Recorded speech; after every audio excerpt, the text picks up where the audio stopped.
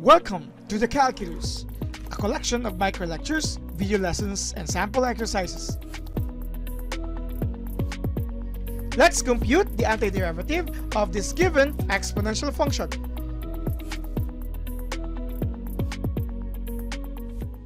Now take note, our exponential function here has a base which is actually just 4. The negative one is just the coefficient or the sign of our given function. We are given here with the integral of negative 4 to the power of x dx. And since this is an exponential function, or the function that we are going to integrate or to solve for its antiderivative is an exponential function, then let us use here the exponential rule. Specifically for this situation, the integral of a to the power of x dx would be equivalent to the function itself over the natural logarithm of a plus c.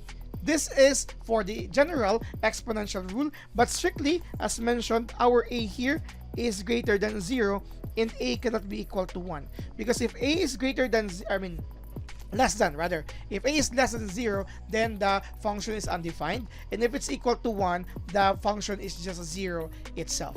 When you look at our given, our a is actually greater than 0, as mentioned. It's not less than 0 even if it is negative, because your negative there is just a sign of our function, unless if it's stated in this manner. So that's a different story. So with that, we can use here the constant multiple, thereby moving out the negative, and you have here the integral of 4 to the power of x dx. Okay, where our a here is obviously now 4, not negative 4. That's clear now.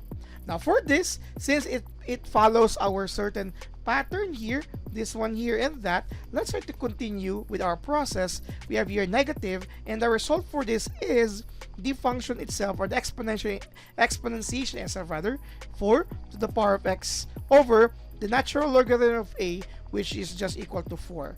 That's actually then here plus c.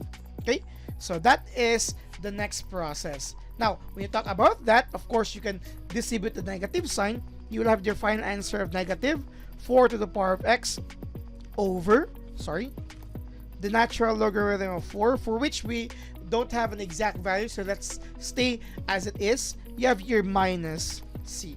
But generally, c is any constant. So regardless of whatever this c is, and we have here negative here, and of course, c can also be negative, let's just simply use here plus c. That would capture all type of results.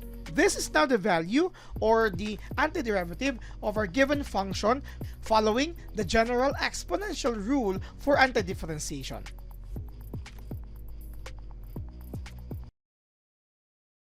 So what are you waiting for? Subscribe now!